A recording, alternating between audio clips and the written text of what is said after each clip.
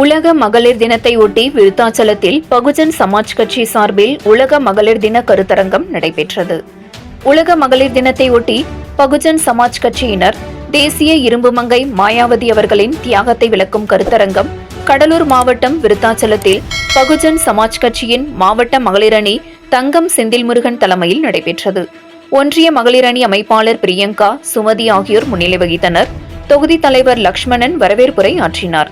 சிறப்பு அழைப்பாளராக திருமாறன், மாவட்ட ஒருங்கிணைப்பாளர் செந்தில்முருகன், அருட்செல்வம் மற்றும் தொகுதி நிர்வாகிகள் ஜெயபிரகாஷ், கொலஞ்சி, அசோக், மருதையன், சிவபிரகாசம், சுதாகர், அஜித்குமார், விஜயராகவன் உள்ளிட்ட நிர்வாகிகள் கலந்து கொண்டனர்.